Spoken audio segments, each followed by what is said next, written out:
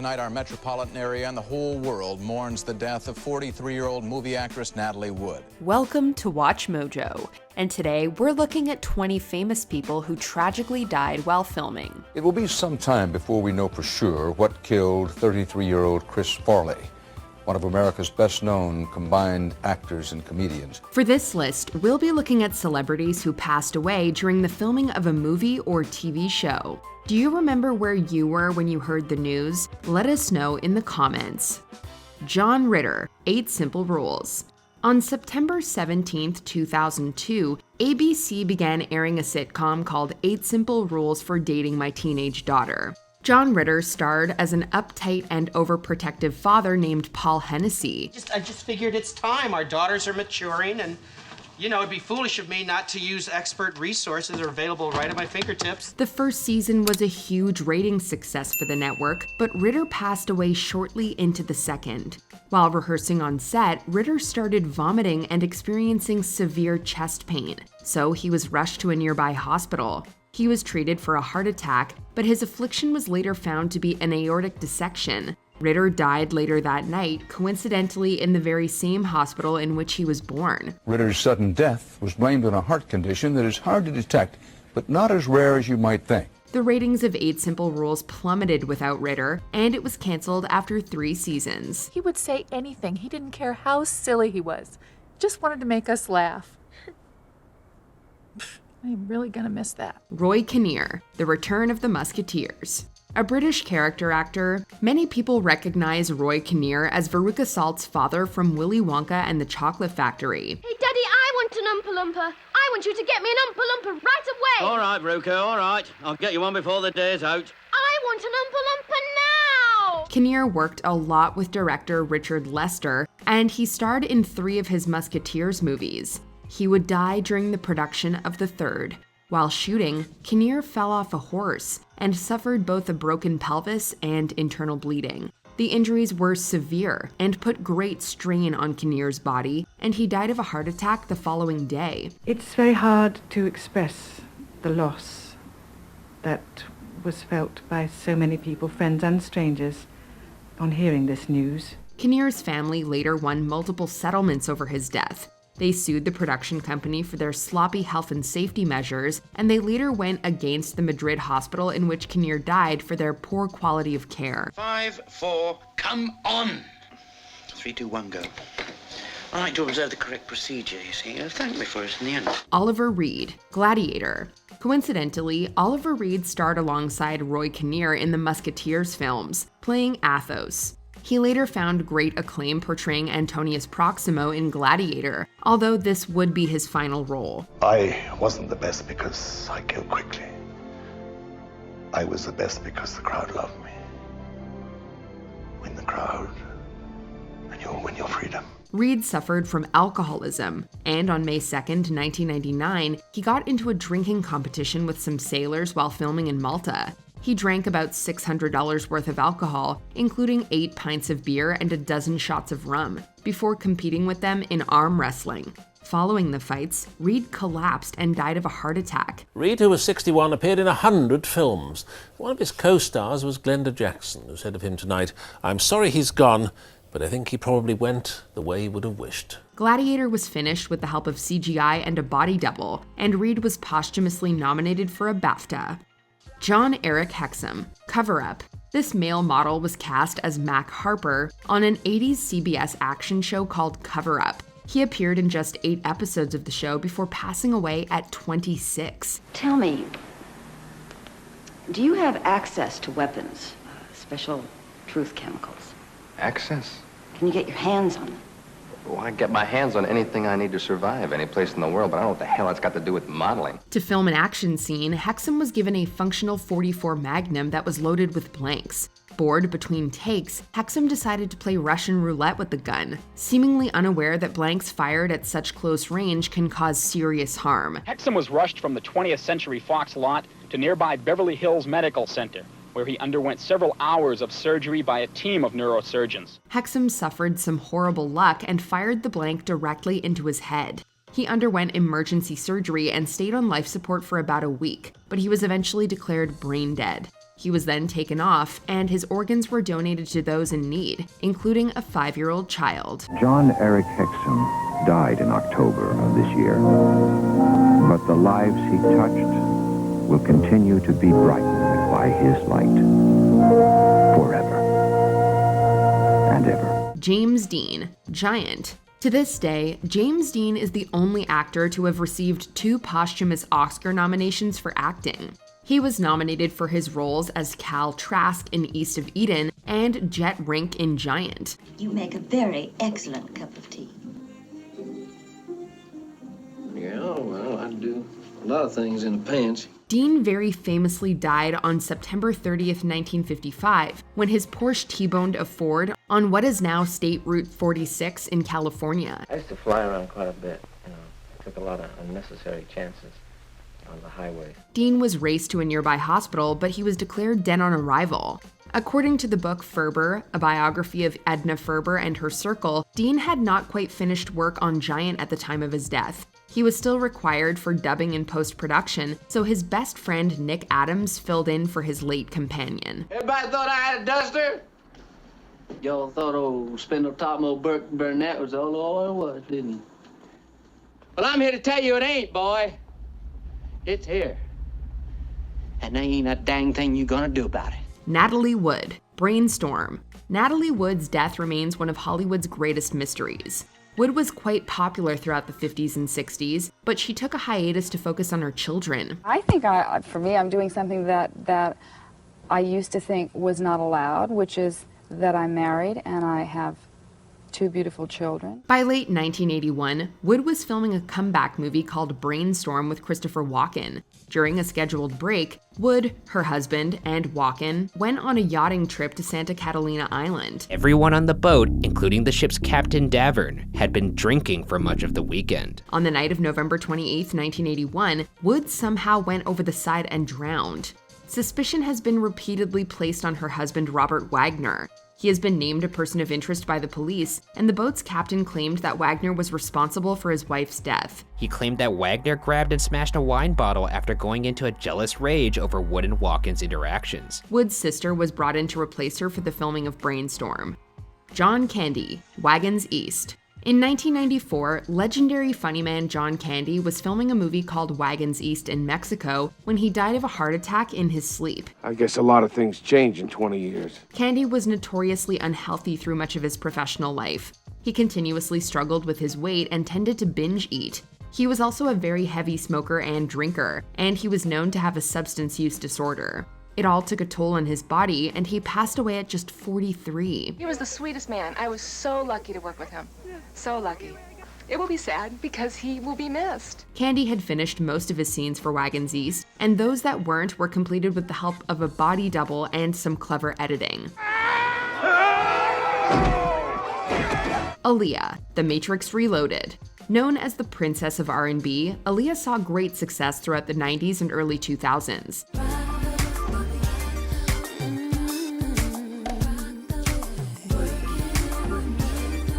All 3 of her albums have been certified multi-platinum, and she had 5 singles reach the top 10 in the United States. She eventually found success in movies as well, starring as Akasha in Queen of the Damned. Never fear me, Lestat.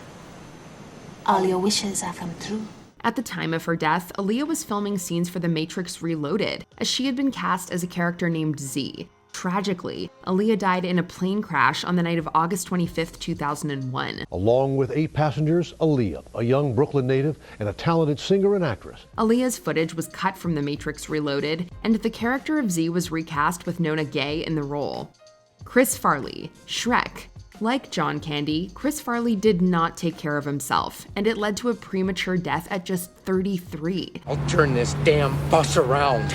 That'll end your precious little field trip pretty damn quick, huh? Farley was a very heavy drinker and also used substances. By 1997, the year that Farley would die, his declining health was obvious to all. He was not only finding it difficult to perform, but he physically looked sick and grew exhausted easily. Well, yes. You might say that I enjoy chocolate. Well, then feast your eyes on this little baby right here.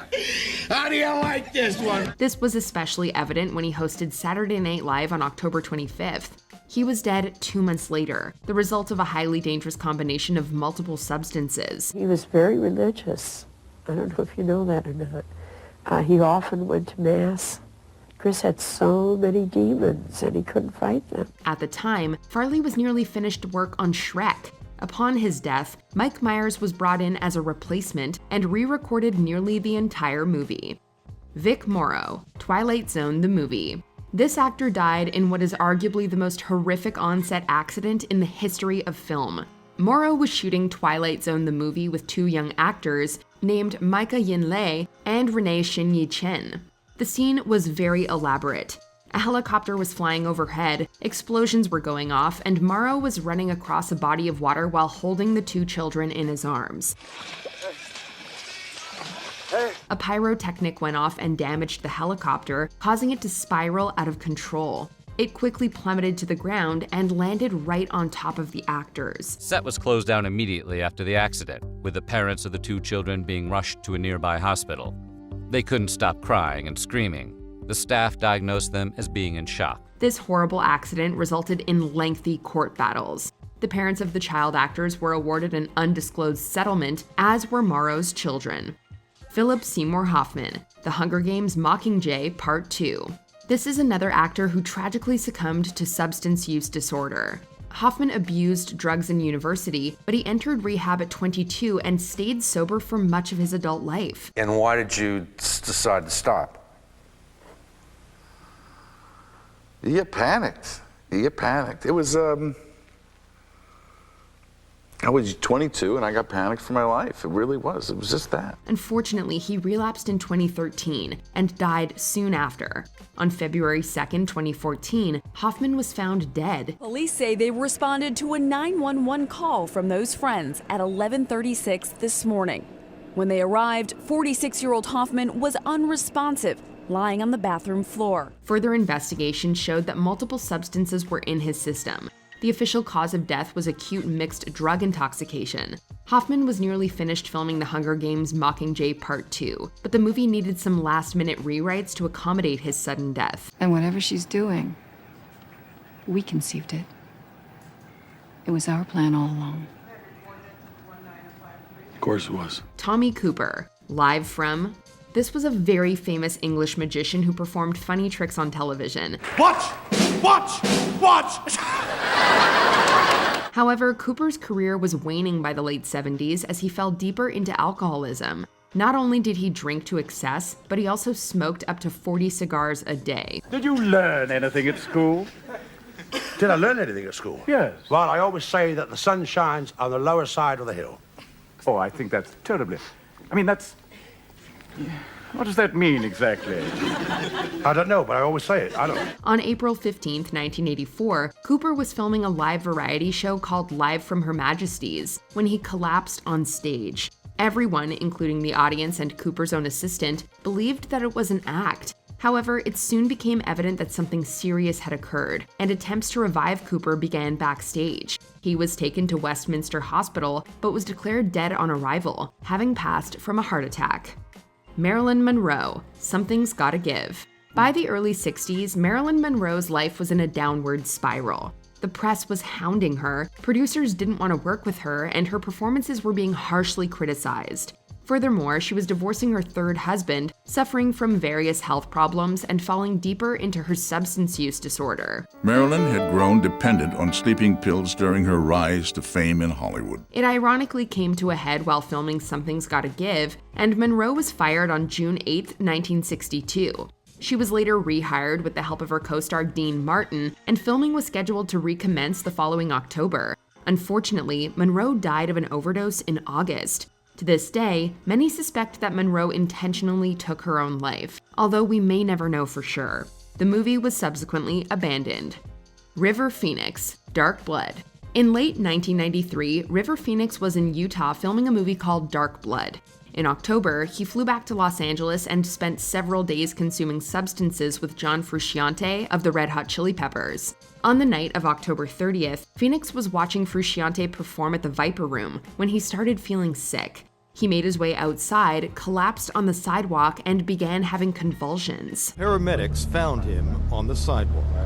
He didn't have a heartbeat, didn't have a pulse. An ambulance was called, and Phoenix was rushed to Cedars-Sinai, but he died the following morning from the overdose. In an open letter to the Los Angeles Times, River's mother, Hart Phoenix, wrote, "River was not a regular drug user." Some important scenes were still required for Dark Blood, and because Phoenix was no longer available, the entire movie was scrapped. It was later released in 2012 after some significant re-editing. We got problems.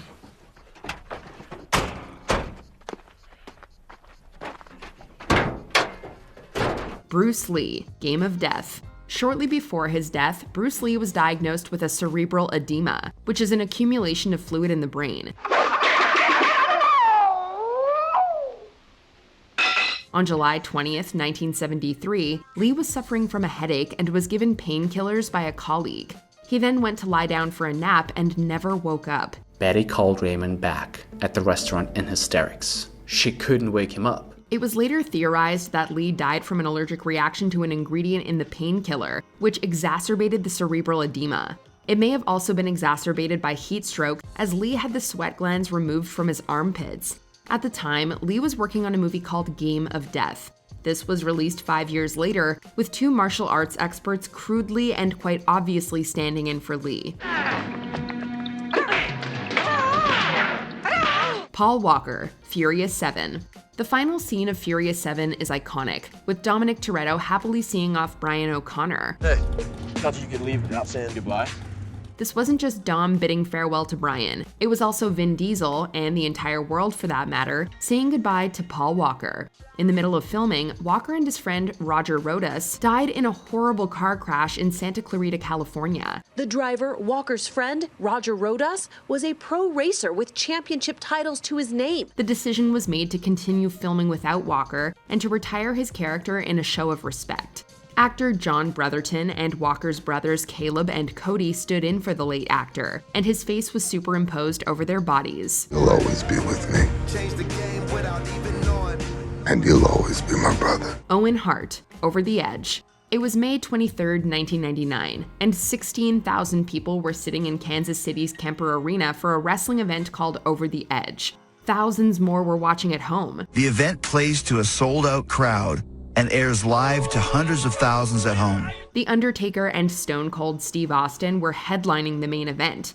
Owen Hart was also scheduled to fight The Godfather for the Intercontinental Championship. To make a dramatic entrance, Hart was being lowered into the ring from the rafters.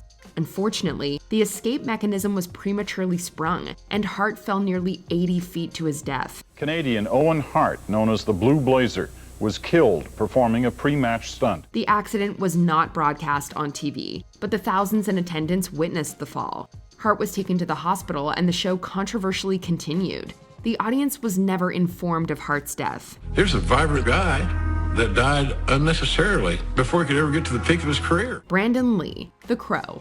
Even those who don't believe in curses might think twice after hearing about the Lee family. Do you know someone named T-Bird? He had a friend who shouldn't have played with knives. Like the coat? Brandon Lee was 8 years old when his father Bruce died at the age of 32. Brandon would be even younger when he went, being just 28. Lee followed in his father's footsteps and started working in the film industry. He landed the role as the titular character in Alex Proyas' The Crow, and it was while filming this movie that he would die. While filming a violent scene, Lee was shot in the abdomen with a dummy bullet that had been lodged in the prop gun. It was here at the Carol Co. Studios in Wilmington, North Carolina, that actor Brandon Lee was filming The Crow. Ironically, the film is about a man who dies and comes back to life to avenge his death. He was taken to a nearby hospital, but died after 6 hours of surgery. I have something to give you. I don't want it anymore. 30 hours of pain. Steve Irwin, Ocean's Deadliest. Steve Irwin was unlike any other zookeeper or TV personality. He had a certain charm and enthusiasm about him that garnered the attention of millions, and he quickly became the world's most popular wildlife expert. My fondest memories are of catching crocodiles, and during the 80s I was up on my own with my little dog Suey, capturing some wild crocodiles. But his dangerous line of work would eventually get the best of him. While filming a documentary called Ocean's Deadliest, Irwin was pierced in the heart by a stingray and quickly bled to death. It's reported the environmentalist was killed after being stabbed by a stingray barb in the chest while filming an underwater documentary on the Great Barrier Reef. The documentary was finished without Irwin and aired in January 2007. That was after an estimated 300 million people watched his memorial service at the Australia Zoo. In everything he did, he was direct, he was genuine, and oh so Australian. And that is what we loved so much about him. Before we continue, be sure to subscribe to our channel and ring the bell to get notified about our latest videos. You have the option to be notified for occasional videos or all of them. If you're on your phone, make sure you go into your settings and switch on notifications. Heath Ledger, the Imaginarium of Dr. Parnassus. According to Heath Ledger's former partner Michelle Williams, Ledger frequently had trouble with insomnia. I know why you choose to have your little group therapy sessions in broad daylight. I know why you're afraid to go out at night. While filming his final movie, The Imaginarium of Dr. Parnassus, Ledger complained about his lack of sleep to his co-star Christopher Plummer. To deal with the insomnia, Ledger started misusing pills. In the afternoon of January 22, 2008, Ledger was found dead in his Soho apartment. It was 9 years ago, 28-year-old actor Heath Ledger died of an accidental prescription drug overdose. A toxicological analysis found multiple drugs in his system, and his death was ruled an accidental overdose of prescription medication. 3 friends of Ledger, Johnny Depp, Colin Farrell, and Jude Law, were brought in to replace his character in the Imaginarium of Dr. Parnassus. They played alternate versions of Ledger's character as he travels through magical realms. Can I ask you a question? Do you dream? Or should I say, can you put a price on your dreams?